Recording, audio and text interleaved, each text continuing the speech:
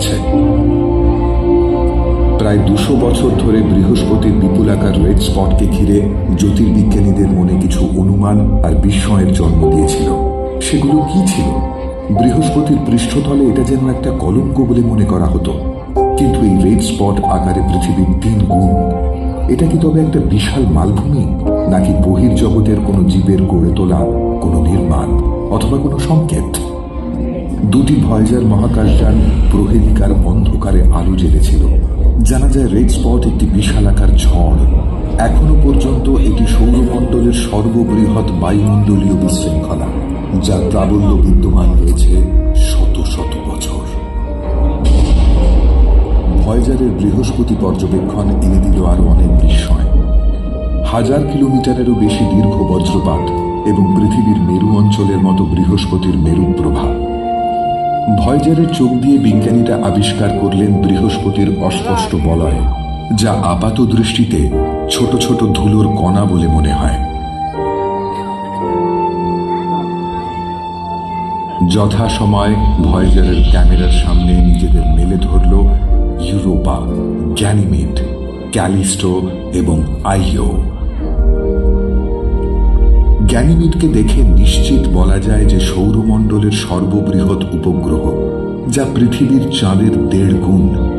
এমনকি গ্যানিমিড বুধ গ্রহের থেকেও আকারে বড়। কিন্তু আরো বড় বিস্ময় জমা হয়েছিল বৃহস্পতির অন্য 2টি উপগ্রহ আইও এবং ইউরোপার বুকে।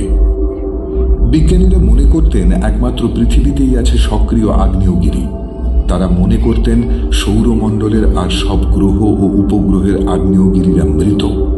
কিন্তু ভয়েজার স্পষ্ট দেখতে পেল আগ্নেয়গিরি থেকে বেরিয়ে আসা গলিত লাভা আইওর বরফ জমা পৃষ্ঠদেশকে রাঙিয়ে তুলছে। 500 কিলোমিটার দৈর্ঘ্য অতিক্রম করা কালো আগ্নেয়গিরির ছাইয়ের সঙ্গে মিশে যাওয়া ঝকঝকে উজ্জ্বল লাল, কমলা, হলদে ও মেরুন রঙের লাভা এক দর্শনীয় দৃশ্য সৃষ্টি করে চলেছে। আইওর পৃষ্ঠদেশ নিজেই যেন এক ক্যালিডোস্কোপ, ক্রমান্বয়ে বদলে যায়। তুলনামূলকভাবে নবীন পৃষ্ঠদেশে ইতস্তত ছড়ানো অদ্ভুত নিচু জমি আর অতি উঁচু পর্বত, যা পৃথিবীর যে কোনো পর্বতের উচ্চতাকে ছাড়িয়ে যাবে। মৃত জগতের কল্পনাকে মিথ্যে প্রমাণ করে শতাধিক জীবিত আগ্নেয়গিরি আইওকে ভূতাত্ত্বিকতায় সৌরজগতের এক সক্রিয় স্থান হিসেবে প্রতিষ্ঠিত করেছে।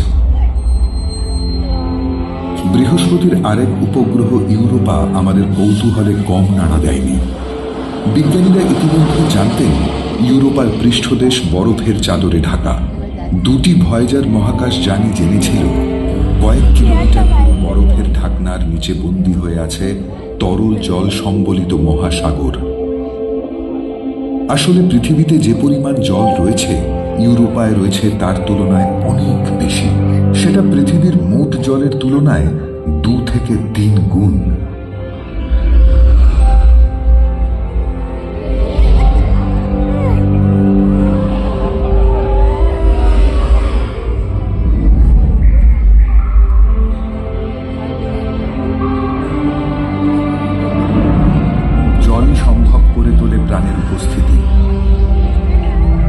তাহলে কি ইউরোপার লুকিয়ে থাকা সাগরে কোনো অজানা প্রাণ তার অস্তিত্ব কায়েম করেছে?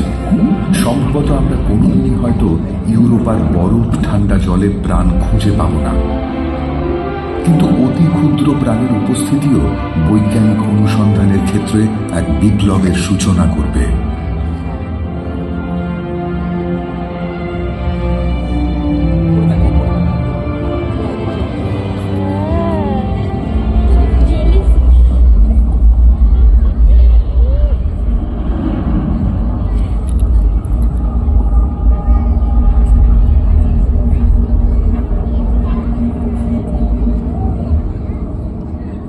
ভয়েজারের ভ্রমণসূচিতে বৃহস্পতি ছিল প্রথম গ্রহ। এটা ছিল বহির্ভাগের গ্রহগুলোর সেই বিরল শ্রেণীবিন্যাস যা ভয়েজারের ভ্রমণ পরিকল্পনায় প্রেরণা জুগিয়েছিল। তাদের পরের গন্তব্যস্থল বিস্ময়কর সুন্দর গ্রহ শনি, যে কয়েক কোটি কিলোমিটার দূরত্বে থেকে জ্যোতির্বিজ্ঞানীদের অনুপ্রাণিত করেছে শতাধিক বছর ধরে। এই দূরত্ব অতিক্রম করতে সময় লেগেছিল 1 বছর 8 মাস। 1980 সালের নভেম্বর মাসে ভয়েজার 1 সুন্দর বলয়ের সাজে সজ্জিত শনি গ্রহের কাছে পৌঁছয়। এই পরিদর্শনের প্রতিটি দিনই নিয়ে এসেছে নতুন কিছুর খোঁজ। আপাত দৃষ্টিতে দেখা শনির বিশাল বলয়টি আসলে কাছ থেকে দেখলে অসংখ্য ছোট ছোট বলয়ের সমষ্টি। এই আকর্ষণীয় ও সুন্দর উজ্জ্বল বলয়গুলো মূলত জল। এই বিশাল বলয়টিকে প্রদক্ষিণ করে চলেছে লক্ষ লক্ষ অতি ক্ষুদ্র ও হাতের মুঠো আকারের বরফের টুকরো। কিছু বরফের চাই এক একটি বাড়ির আকারের। শনির সর্ববৃহৎ উপগ্রহ টাইটানে ভয়েজার 1 আবিষ্কার করল মনোরম ঝিল। পৃথিবীকে বাদ দিয়ে একমাত্র টাইটানের পৃষ্ঠদেশেই তরল পদার্থের ঝিল খুঁজে পাওয়া গেছে। কিন্তু এখানেই আছে একটা ধাঁধা। টাইটানের ঝিলে কোনো জল নেই, আছে তরল মিথেন। আমাদের জানা উপগ্রহগুলোর মধ্যে একমাত্র টাইটানেই আছে ঘন বায়ুমণ্ডল। এই বায়ুমণ্ডল এতটাই ঘন যে টাইটানের যে কোনো দুপুর আমাদের কাছে পৃথিবীতে গোধূলির আলোর মতো দেখায়। ভয়েজার 1 সৌরমণ্ডলের ভিতরের ভ্রমণ তালিকায় টাইটানের নাম ছিল সর্বশেষে।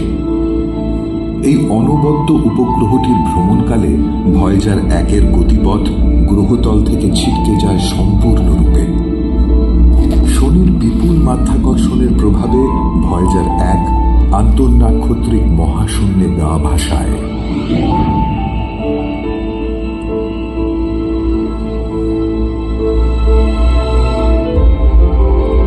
ভয়েজার 2 তার সঙ্গীকে অনুসরণ করেনি।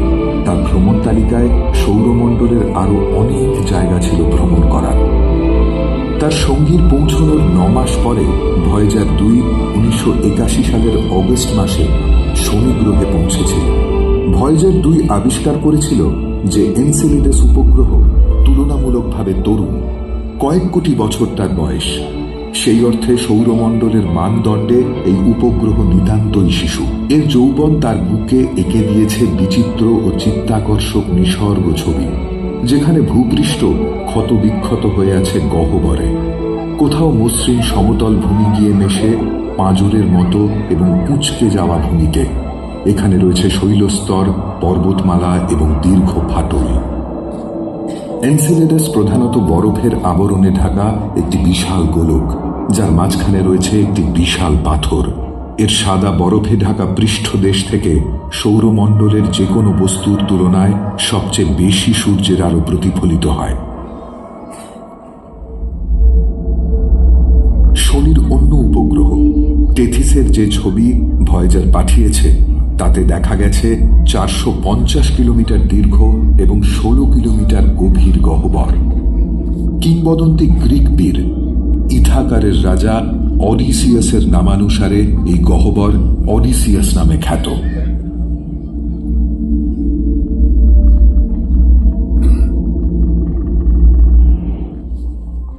শনি গ্রহে ভ্রমণের শেষে ভয়েজার 2 শনির বিপুল মাধ্যাকর্ষণ শক্তির সহায়তায় তার গতি বাড়িয়ে ছুটতে থাকে তার পরবর্তী গন্তব্যে, রহস্যময় তুষারাবৃত বিশালাকৃতির ইউরেনাস গ্রহে।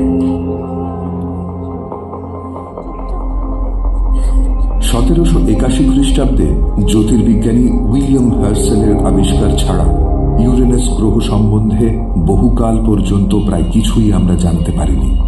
আমাদের 2 শতাব্দী অপেক্ষা করতে হয়েছিল আসলে ইউরেনাস কেমন দেখতে এই কথা জানতে।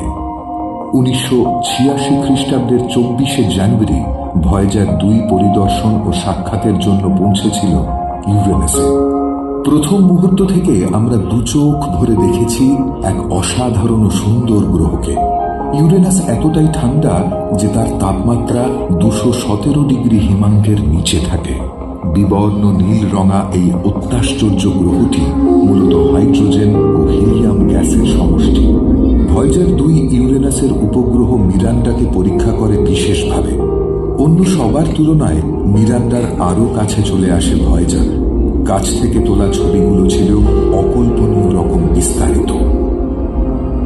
বিচিত্র এবং অপেক্ষাকৃত ছোট উপগ্রহ মিরান্ডার প্রাকৃতিক বৈশিষ্ট্য অত্যন্ত বিচিত্র এবং অনন্য।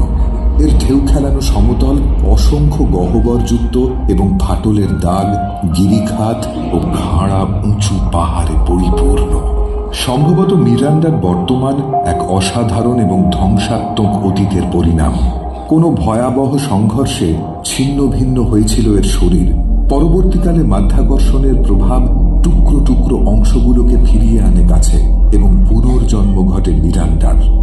ইউরেনাসের মাধ্যাকর্ষণ শক্তি ও ভয়েজারের গতিবেগ তাকে তার শেষ গন্তব্য শীতল নেপচুনের দিকে উড়িয়ে নিয়ে যাওয়ার আগে মাত্র কয়েকটা দিন ইউরেনাস ও তার উপগ্রহের দেশে কাটিয়েছিল ভয়েজার 2। কেপ কেনাভেরাল থেকে উৎক্ষেপণের 12 বছর পরে 1989 খ্রিস্টাব্দের অগস্ট মাসে ভয়েজার 2 নেপচুনের কাছে পৌঁছয়। এই সময়কালে এই মহাকাশযান দুটি সৌরজগৎ সম্বন্ধে আমাদেরকে গভীরভাবে তথ্য সমৃদ্ধ করে তুলেছিল। এখন এটাই উপযুক্ত সময় কিছু চূড়ান্ত আবিষ্কার করে নেবার। নেপচুনের চিরগতিশীল বায়ুমণ্ডল এবং চমকপ্রদ আবহাওয়া ছিল প্রথম আবিষ্কার, যা ভয়েজারের সঙ্গে কর্মরত দলের মনোযোগ আকর্ষণ করেছে। তারা আশা করেননি গভীর মহাকাশের চরম ঠান্ডায় নেপচুনের আবহাওয়াকে উত্তাল রাখার কোনো জ্বালানি থাকতে পারে।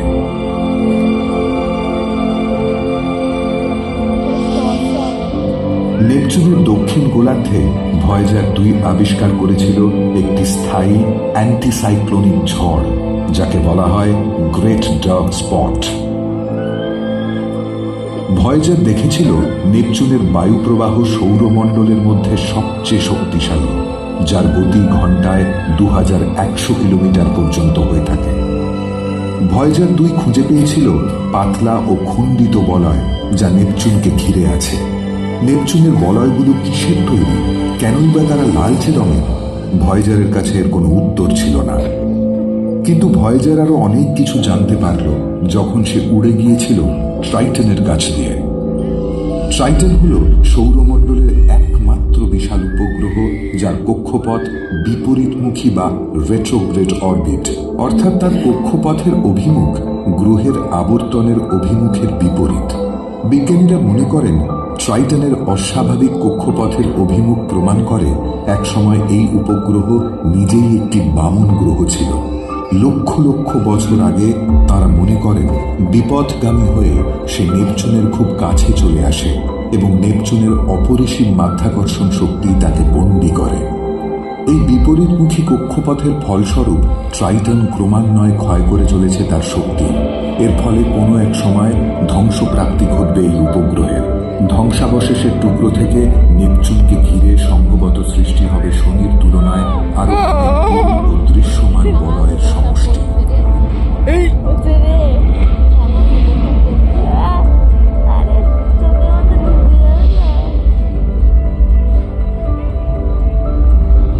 ভয়েজার একথাও জানিয়েছে যে নেপচুন সৌরমণ্ডলের শীতলতম বস্তুগুলোর মধ্যে একটি।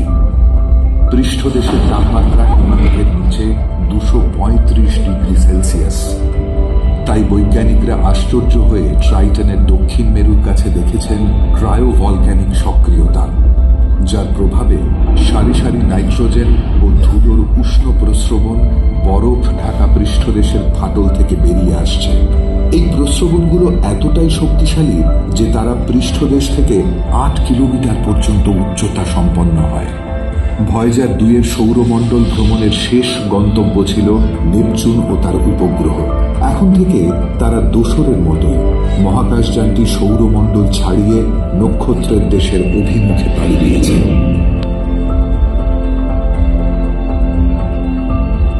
ভয়েজার 1 মানুষের সৃষ্টি প্রথম বস্তু যে সৌরমণ্ডলের সীমানা পেরিয়ে এগিয়ে চলেছে মহাকাশের গভীরে।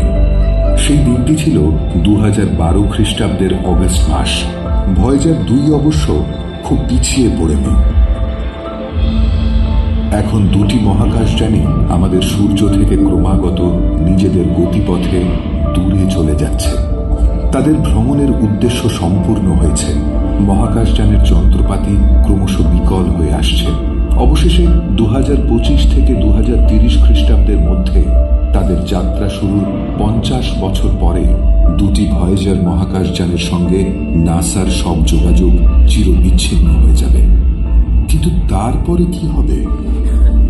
যখন দুটি মহাকাশযানই আর কোনো তথ্য পৃথিবীকে পাঠাতে পারবে না, তখন ওই দুঃসাহসী ভয়েজার দুটি সূর্যের কাছ থেকে ক্রমাগত দূরে থেকে আরো দূরে সরে যেতে থাকবে। লক্ষ অথবা কোটি বছর পার হয়ে যাবে। মানব সভ্যতা হয়তো লুপ্ত হয়ে যাবে অনেক আগেই। এমনকি আমাদের সূর্য অবশেষে একটি লাল দানবে পরিণত হবে।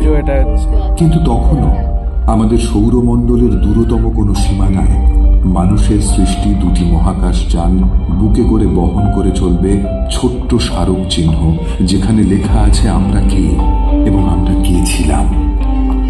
এমন দিন হয়তো আসবে যেদিন ভয়েজার ভ্রাতৃদ্বয় সাক্ষ্য দেবে একদা মানুষের অস্তিত্বে। ভয়েজার 1 এবং 2 প্রত্যেকটি বহন করছে এক ধরনের ঐতিহাসিক নথি। একটি সোনার গিল্টি করা তামার রেকর্ড ও একটি স্টাইলাস রয়েছে এখানে, যে স্টাইলাস রেকর্ডের খাঁজের ভিতরে লুকিয়ে রাখা শব্দ সংকেত উদ্ধার করে শোনাতে সক্ষম। প্রচ্ছদপটের ওপর দেওয়া নির্দেশ ব্যাখ্যা করছে কিভাবে রেকর্ড প্লেয়ার বানাতে হবে।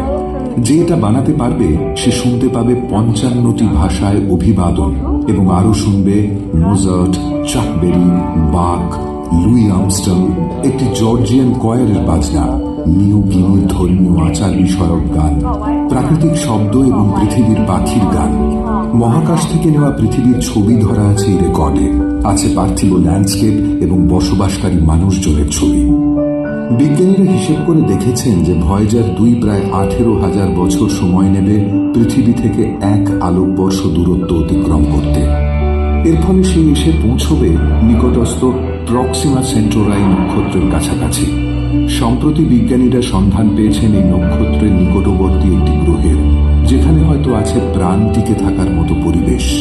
হয়তো সেই সময়ের মানুষ খুঁজে পাবে দ্রুততর কোনো চলার পথ, যে পথের খোঁজ ভয়েজারের গমন পথের দিশারীরা এখনো জানেন না। এবং সম্ভবত আজ না হোক কাল ভয়েজার ভ্রাতৃদ্বয় খবর নিয়ে আসবে সেই সব বুদ্ধিমান প্রাণের, যাদের নক্ষত্রে পৌঁছনোর বাসনার আয়নায় আমাদেরই প্রতিবিম্ব দেখতে পাবো একদিন।